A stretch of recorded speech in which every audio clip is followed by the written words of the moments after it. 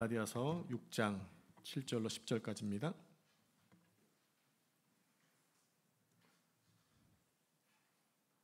갈라디아서 6장 7절로 10절까지 말씀 한 절씩 교독하겠습니다.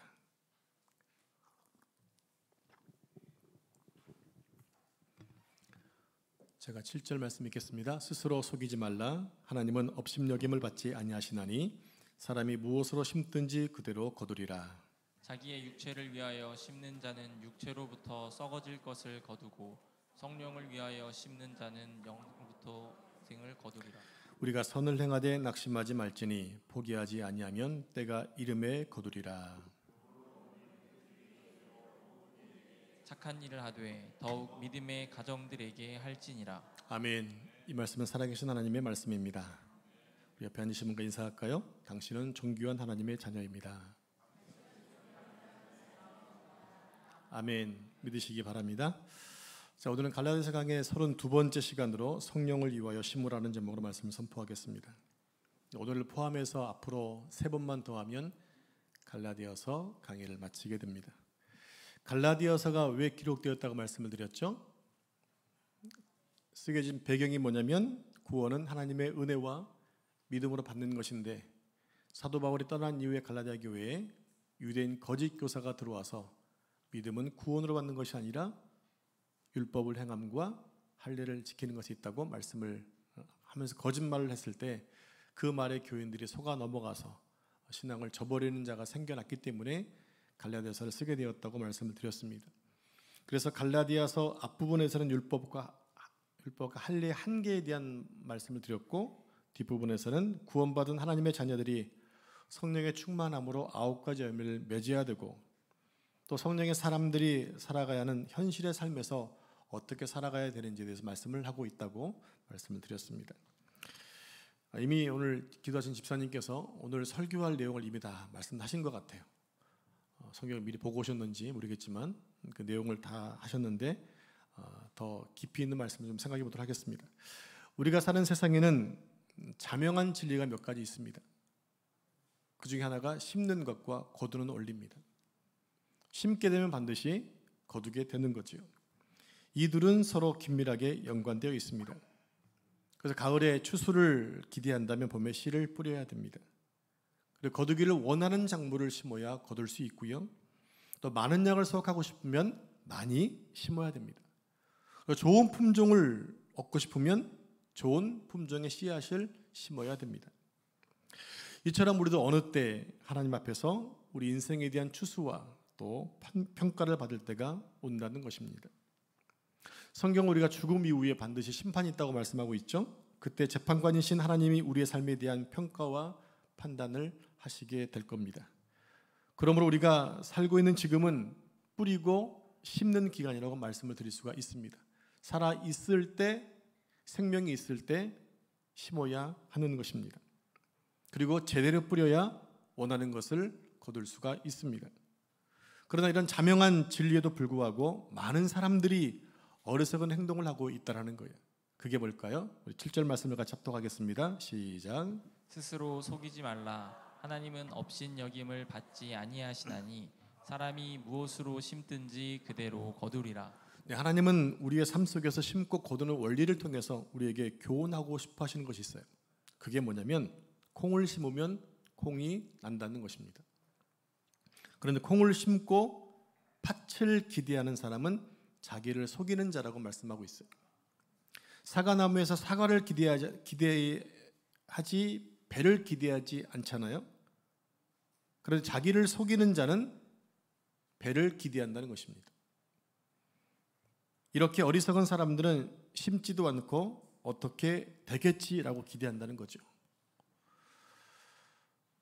심지 않고 어떻게 되겠지, 대충 살면서도 어떻게 되겠지, 그러나 죽음은 어떻게 되겠지가 통하지 않습니다. 하나님의 나라에서는 어떻게 되겠지가 통하지 않는 나라입니다. 반드시 심은 대로 거두는 원리입니다. 그래야 공평하지 않을까요? 여러분, 세상은 공평하지 않잖아요. 심은 대로 못 거두는 세대입니다. 열심히 땀을 흘려도 수고해도 거기에 대한 대가를 가끔씩은 못 받는 세대가 이 시대입니다. 그런 하나님의 나라에서는 반드시 심은 대로 거둔다는 원리예요. 여러분, 죽음은 모든 생명체에게 임하는 보편적인 진리입니다. 어느 누구도 죽지 않는 사람 없습니다.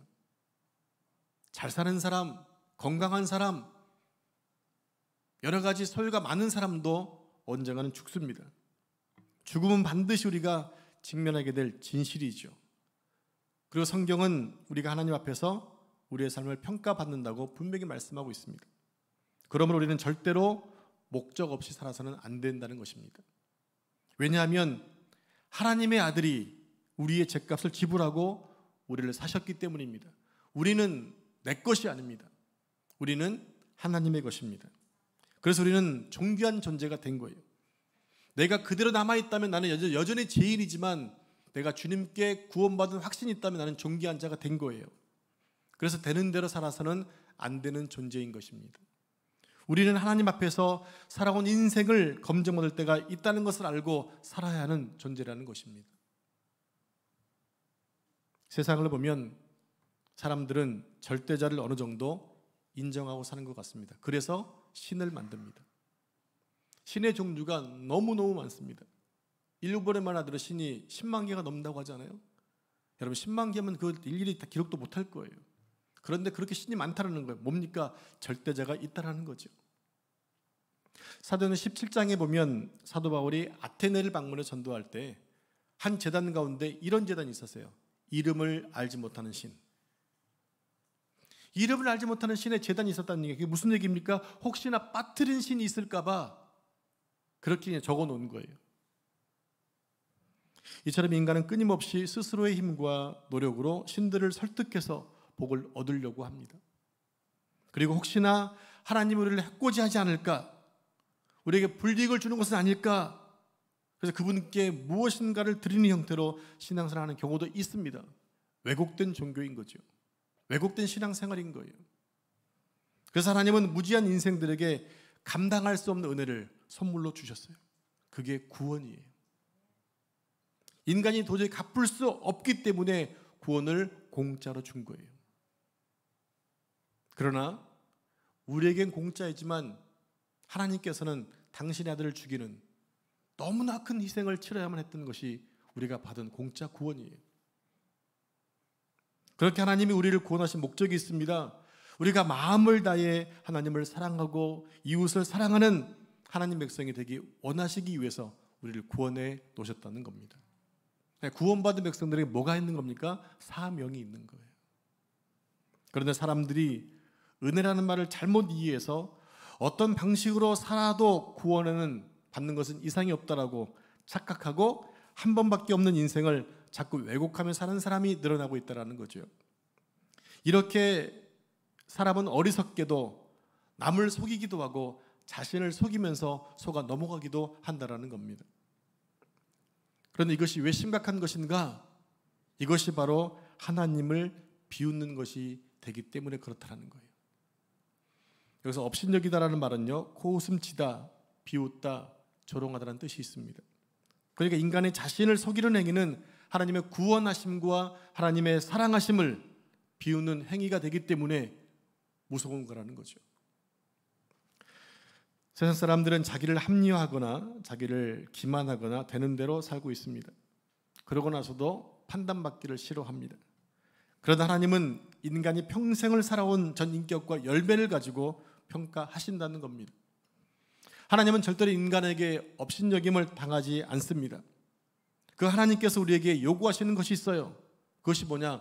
육체를 위해 심지 말고 성령을 위해 심으라는 거예요. 왜 그렇습니까? 우리는 구원받은 백성, 하나님의 은혜를 받은 자이기 때문에 그들은 무엇을 위해 살아야 된다? 성령을 위해서 심는 존재로 살라는 거죠. 우리 함께 8절 말씀을 같이 합독하겠습니다. 시작. 스스로 속이지 말라. 8절이요, 8절. 자기의 육체를 위하여 심는 자는 육체로부터 썩어질 것을 거두고 성령을 위하여 심는 자는 성령으로부터 영생을 거두리라. 깜짝 놀랐습니다. 갑자기 틀려져가지고. 우리 인간이 하나님의 심판대 앞에 섰을 때 두 가지 모습으로 나타나는 거죠. 한 가지는 뭡니까? 다 썩어서 냄새 나는 것으로 드러나는 존재가 있고, 또 한 종류는 세월이 아무리 흘러도 쇠하지 않는 아름다움, 참된 생명으로 나타나는 부류가 있다라는 겁니다. 결국에 하나는 죽을 존재, 하나는 칭찬받을 존재라고 하는 거예요. 그럼 무엇 때문에 이렇게 달라질까요? 그것은 어떻게 믿고 어떻게 살았고 어떻게 심었느냐의 차이에 있다라는 것입니다. 여러분, 구원받은 자로 바르게 믿는다면, 구원받은 자의 신분인 것을 안다면 절대로 육체를 위하여 심을 수 없습니다. 우리가 죽음 이후에 영원한 생명이 있다는 것을 안다면 한 번밖에 없는 인생을 가지고 자신 육체를 위해 살지 않고 성령을 위해 살 수밖에 없다라는 겁니다. 그렇다면 어떻게 사는 것이 성령을 위하여 심는 것일까요? 우리는 갈라디아서 5장에서 이미 육체의 일과 성령의 일에 대해서 생각을 해봤습니다. 육체가 뭡니까? 갈라디아서 5장 19절부터 21절까지 보게 되면 이런 육체의 죄성을 가지고 있어요.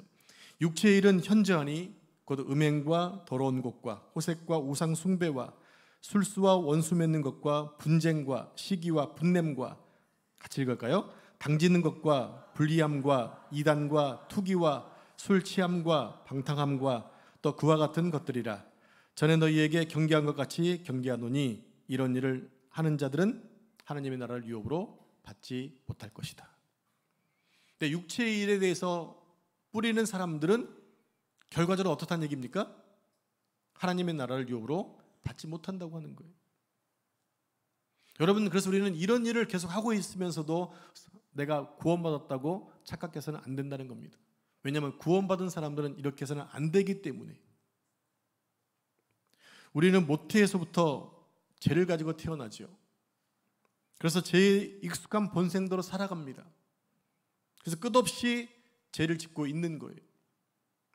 죄를 짓는 것이 너무나 자연스럽습니다. 그렇게 살다가 멸망으로 나아가는 것입니다. 그래서 성경은 말합니다. 나를 위하여 심지 말고 하나님의 이름과 이웃의 유익을 위하여 심으라. 그것이 바로 성령을 위하여 심는 것이라고 말하고 있는 것입니다. 세상은 끝없이 나를 외치고 있죠. 내 남편, 내 자식, 내 부모, 내 건강 이러면서 삽니다. 전부가 다 나 중심입니다. 하나님 중심, 이웃 중심이 아니라 언제나 나 중심인 거예요. 이것이 뭐냐? 육체를 위해 심고 있다는 증거예요. 물론 자녀로서 또 부모로서 해야 할 도리마저 하지 말라는 것이 아닙니다. 부모로서 자식으로서 당연한 도리를 다하며 살아야 되지만 그것마저도 하나님의 영광을 위하여 살라는 거예요.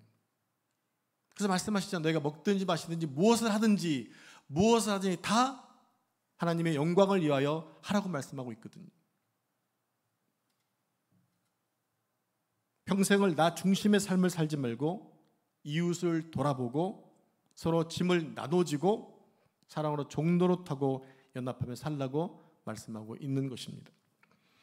여러분, 우리가 사는 세상 사회를 보면요, 온통 자신의 소유를 자랑하는 것을 볼 수 있습니다. 돈과 신분과 지위와 명예를 자랑합니다. 그런데 그 모든 것을 누가 준 것입니까? 누가 주었어요? 전부 하나님이 주신 거예요. 그럼 누구를 자랑하는 게 맞습니까? 하나님이잖아요. 당연히 우리에게 전부를 주신 하나님을 자랑하는 게 맞죠. 그리고 그분이 주신 뜻대로 사용하는 게 맞겠죠. 그런데 정작 누구를 위해 쓰고 무엇을 자랑합니까? 자신을 자랑하지 않습니까? 그러므로 하나님이 우리를 평가하실 때 우리의 소유로 평가하시는 것이 아니라 주신 것을 가지고 심은 것을 통해 평가하신다고 하는 거예요. 그리고 실제로 하나님이 우리에게 주신 것으로 무엇을 했는지를 보면 우리가 어떤 삶을 살아왔는지, 어떤 삶을 살고 있는지를 확인할 수가 있는 거예요. 그런데 만약 하나님이 주신 것으로 자신만을 위해 사용했다면 하나님 앞에서 받을 게 없을 겁니다.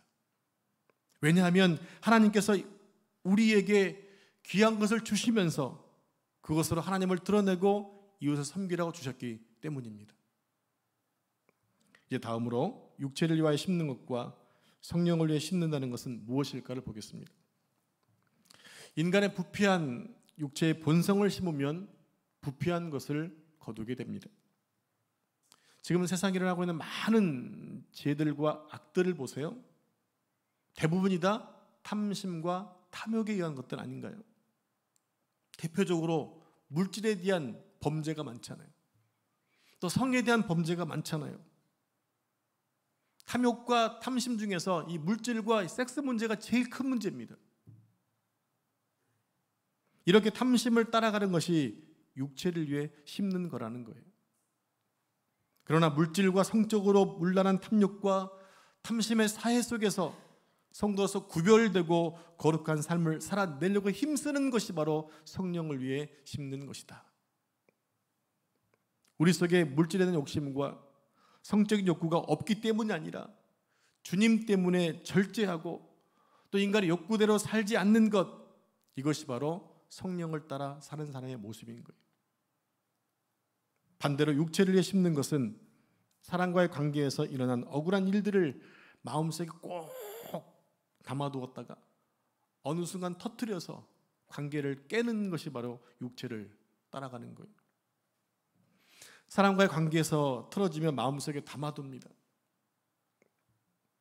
여러분, 사람들 관계는 언제든지 틀어질 수 있다는 것을 인정하고 살아야 되지 않을까요? 언제든 틀어질 수 있습니다. 근데 그렇게 못합니다. 그래서 마음속에 깨알 같은 글씨로 이렇게 적어놔요. 언제 어디서 아무개가 뭐라고 했지? 두고 보자.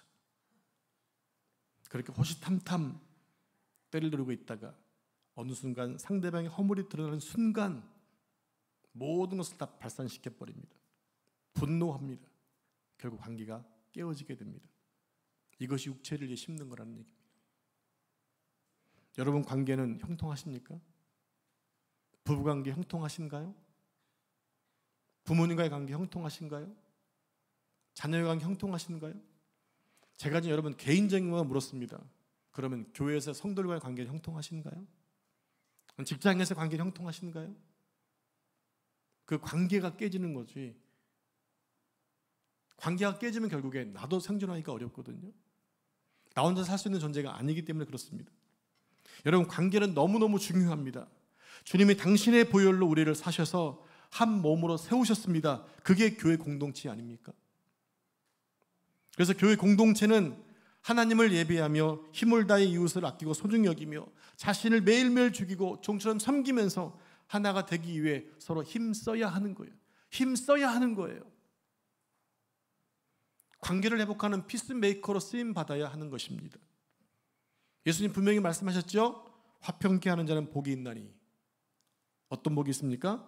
하나님의 아들이라 일컬어질 것이다.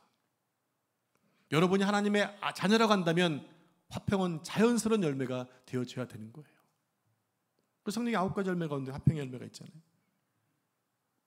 하나님의 자녀의 특징 중 하나가 뭐냐면 자기 자신도 화평할 뿐 아니라 불화가 있는 사람들을 화목케 하는 데 있다는 것입니다. 그렇게 평화의 도구가 되고 관계를 회복하기 위해서는 내가 먼저 종이 되어야만 합니다. 그러니까 믿음의 길이 어려운 거예요.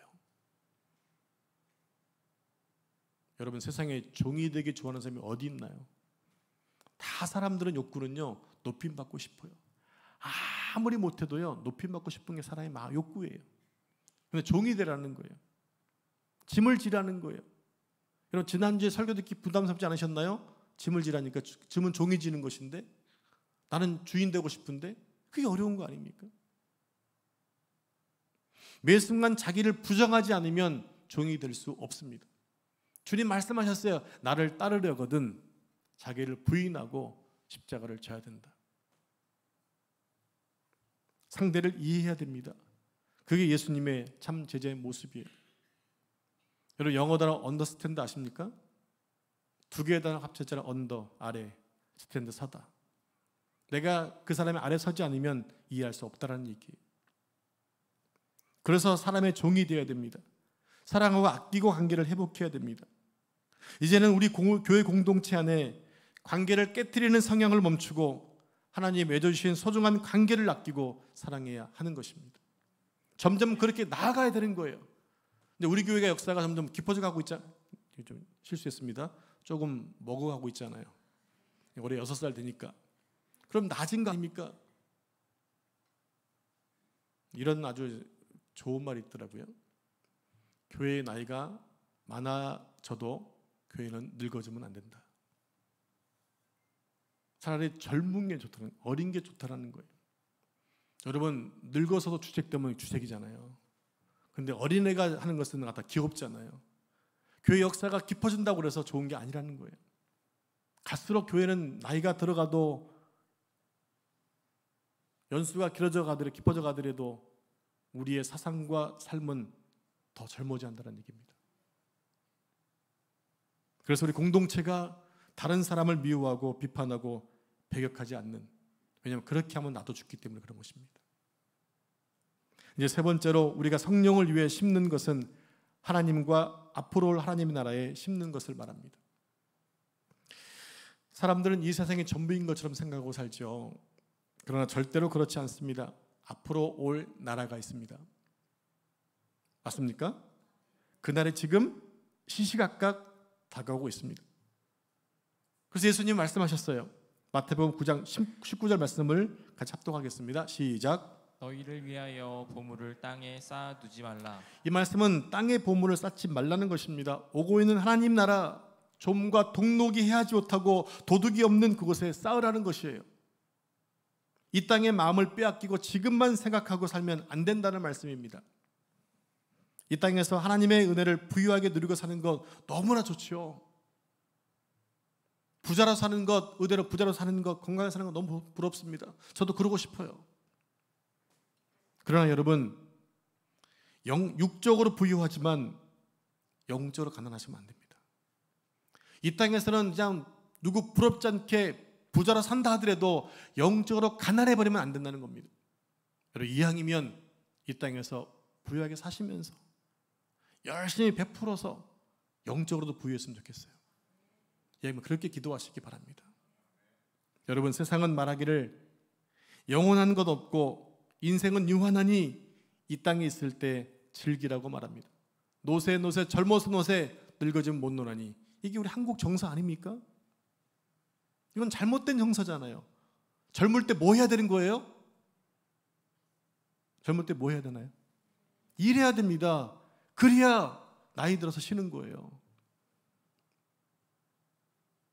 근데 사람들은, 우리가 정서는 늘 패배주의, 사대주의 속에 있었기 때문에 젊어서 놀자라는 거예요. 힘있게 놀자. 나중엔 구걸하며 살자. 이게 뭡니까? 그러면 안 되는 거 아닐까요? 여러분, 주님의 나라가 오고 있습니다. 영원한 주님의 나라가 오고 있다는 얘기예요. 여러분, 지금 이 세상을 보면 정말 그날에 오고 있다는 거 느끼지 않으시나요? 피부로 느껴집니다. 그냥 방송, 뉴스 보기가 두렵습니다. 세상은 정말 더 이상 살기 힘들 만큼 악의 나라가 되고 있어요. 그러나 이렇게 될 수밖에 없는 것은 자연적인 현상이에요. 왜 그렇습니까? 그래야 마지막이 오기 때문에 그런 거예요. 하나님은 이스라엘 백성 출애굽시키시기 전에 가나안 땅에 제약이 가득 차기를 기다리셨어요. 이 땅에 제가 가득 차면 결국 세상이 폭발되는 것입니다. 그럴 때 하나님의 나라가 오게 되는 거예요. 그러면 때가 되기 전에 주님 만날 준비를 잘 하셔야 됩니다.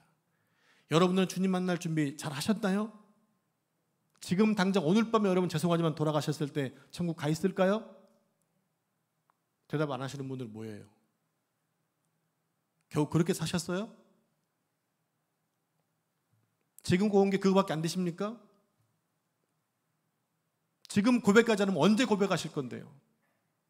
고백하시는 언제 고백하실 거냐고요? 내일이요? 내일은 나에게 주어지지 않으잖아요. 지금 당장 믿음을 고백하지 않으면 내일도 없어요. 어떻게 되겠지 생각하지 마시라는 얘기입니다. 때가 되기 전에 주님 만날 준비를 확실하게 하셔야 됩니다. 우리를 사랑하시고 기다리시는 주님 만날 준비를 하고 계셔야 한다는 얘기예요. 하루하루의 삶이. 그러나 중요한 건 그때 얻을 상급이 있어야 한다는 얘기예요. 얻을 상급이 있어야 한다는 얘기예요. 그때 받을 면류관이 있어야 한다는 얘기예요. 우리는 더 이상 남이 상을 받을 때 박수 치는 존재가 아니라 내가 박수 받는 존재가 되어야 되지 않을까요? 그런 욕심을 갖고 좀 사셨으면 좋겠어요. 나도 박수 받는 존재가 되자. 하나님 앞에 섰을 때 상급 받을 때 막 많은 천군 천사가 영광의 박수 올려드릴 수 있는 거 기대하면 얼마나 좋을까요? 여러분 하실 수 있으십니다. 이제 마지막으로 현재가 전부가 아니고 앞으로 오는 나라가 더 영광스럽고 참되다는 것을 누가 가르쳐야 하는가 하는 부분을 생각해 보겠습니다. 앞으로 올 나라가 있는데 이것을 어떻게 누가 가르쳐야 되는가? 예수님은 사람들에게 보이기 위해 선을 행하는 무리를 향해 이렇게 말씀하셨어요. 그들은 자기 상을 이미 받았다. 무슨 얘기입니까? 바리새인과 많은 사람들은 사람들에게 칭찬받는 것이 목표와 목적이었어요. 그래서 금식한 티를 내고 구제한 티를 내고 섬김의 티를 내었어요. 그래서 저분은 열심히 정말 섬기는 사람이지, 기도 많이 하는 분이야, 열심히 섬기고 구제하는 사람이야, 칭찬받았습니다. 그게 끝이라는 거예요. 그래서 주님 뭐라고 말씀하십니까? 오른손이 하는 것을 왼손이 모르게 하라. 그래야 은밀하게 보신 하나님이 기억하셨다가 상급을 줄 것이다. 그럼 여러분 열심히 수고한 것 남이 몰라준다고 그래서 섭섭하실 필요가 없으세요. 그게 다행이에요. 누가 하시니까? 하나님이 하시니까. 사람들의 칭찬을 받으면 받을수록 하나님께 받을 상급이 없어져요. 내가 한 거 모르게 하셔야 돼요. 가끔 보면 저 밑에 있으니까 알잖아요. 몰래 와서 살짝 하고 가시는 분들이 의외로 많으세요. 내가 청소할 때 그냥 못 오면 한 부분 하고 가시는 분도 계세요. 강단으로 와서 다 닦아주는 분도 계시고 몰래 화분에 물 주고 가시는 분이 계세요. 저러면 그냥 살아있는 거 아니에요. 누군가 주기 때문에 살아있는 거지. 은밀히 하고 가신다는 얘기예요. 누가 보고 계시니까? 목사님이 보고 계시니까 아니라 하나님이 보고 계시니까. 여러분 그런 마음으로 섬길 때 섭섭할 게 없겠죠. 서운할 게 없겠죠. 그럼 티를 내지 마시라는 얘기입니다. 하나님 앞에 심고 뿌리는 것이 성령을 위해 심는 겁니다. 그러므로 사람들에게 오해받아 욕을 먹어도 두려워할 필요가 없는 거예요. 여러분 이 세상은요 하나님의 아들을 죽인 세상이에요. 하나님의 아들을 십자가에 매달아 죽인 세상이라고요. 하나님의 아들을 십자가에 못 박아 죽인 세상은 절대로 교회를 가만두지 않아요. 믿는 성도 가만히 두지 않아요. 그래서 믿는 사람을 핍박하는 거예요. 세상은. 왜? 자기보다 뭔가 다른 게 있으니까. 그러면 우리는 주님 영광을 돌리며 살다가 고난당할 때 우리를 낳으시고 지켜주시는 그분을 바라보고 견뎌내야 하는 것입니다. 우리의 마음을 싸매어 주시는 하나님 앞에 신실한 믿음으로 사는 것이 성령을 위해 사는 사람들입니다. 그러므로 하나님께 심는 삶을 사는 우리에게는 많은 어려움이 찾아올 수 있습니다. 이미 경험하신 분도 계실 거예요. 왜냐하면 세상은 성령을 위해 심지 않기 때문에 그렇습니다. 세상은 지금 당장 눈앞에 보이는 결과를 가지고 우리를 평가합니다. 그런데 우리가 성령을 위해 심는 것은 눈에 띄지 않거든요. 당장 눈앞에 안 나타날 수도 있거든요. 그래서 실망할 수 있어요. 그래서 성경 9절에서 우리를 위로하고 있는 거예요. 우리 9절 말씀과 잡독하겠습니다. 시작. 우리가 선을 행하되 낙심하지 말지니 포기하지 아니하면 때가 이름에 거두니라. 아멘. 우리가 성령을 위해 심을 때 꼭 기억해야 할 것이 있다는 얘기입니다. 그것은 낙심하지 않고 오래 참으며 뿌리라는 거예요. 따라해 볼까요? 낙심하지 않고 오래 참으며 뿌리라. 추수의 주인 되시는 하나님이 우리의 삶도 추수날이 반드시 올 것이고 지금 일어나고 있는 현상이 흔들리지 않고 절망하지 않고 있다고 계속해서 뿌리는 작업들을 이 세상 사는 동안에 해야 되는 것입니다. 여러분 심고 거두는 일에는 상당한 기간이 걸립니다. 여러분 나가시다가 왼쪽에 있는 여러분 논을 한번 봐보세요. 벌써 많이 컸어요. 처음에는 보이지도 않던 실 같은 것들이 지금 커가지고 줄을 형성할 뿐만 아니라 거의 다 논바닥이 안 보일 정도로 성장했더라고요. 시간이 가야 하는 거예요. 시간이 가요. 씨를 뿌렸는데 싹이 보이지 않습니다. 싹은 났는데 잎이 나지 않습니다.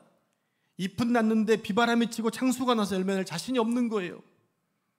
씨를 뿌리면 이렇게 오랜 인내와 기다림이 필요하다는 겁니다. 그래서 성도의 첫 번째 성품이 무엇이냐? 오래 참음, 인내에 있는 거예요. 사랑은 오래 참고입니다. 환난은 인내는 연단을 낸다고 했습니다. 그리고 우리 하나님도 지금까지 오래 참고 또 기다리고 계세요. 우리는 지금까지 우리 신앙의 선배들의 수고를 통해 누려왔죠. 우리가 뿌린 것이 아니고 앞선 세대가 수고하고 땀 흘려 맺은 열매를 우리가 누려왔습니다. 그럼 이제 우리는 어떻게 해야 됩니까? 이제 우리가 뿌려야 한다는 거예요. 우리가 뿌려야 우리의 믿음의 다음 세대가 열매를 거둘 수 있어요. 계속 심어야 됩니다. 때로는 결과가 보이지 않아 힘들고 눈물 나도 시편 기자의 말씀처럼 눈물을 흘리며 씨를 뿌리는 자만이 그것을 기쁨으로 거둘 수 있다고 말씀하고 있어요. 뿌려내지 않으면, 심지 않으면, 덥다고 힘들다고 심지 않으면 남들 배불리 먹는 그날에 나는 배고파 울 수밖에 없다는 거예요. 성경의 말씀이 그렇잖아요. 중요한 게 뭡니까? 인내하고 울며 씨를 뿌리기만 해놓으면 언젠가는 열매가 있을 것이다. 그러면 어떻게 하는 것입니까? 10절 말씀을 잡도록하겠습니다. 시작. 그러므로 우리는 기회 있는 대로 모든 이에게 착한 일을 하되 더욱 믿음의 가정들에게 할지니라. 여기서 보면 기회 있는 대로 착한 일을 하라고 말씀하고 있습니다. 기회 있는 대로 착한 일을 하라. 그래서 기회 있는 대로란 말은 우리가 일상을 살다가 어쩌다가 주어지는 기회가 아닙니다.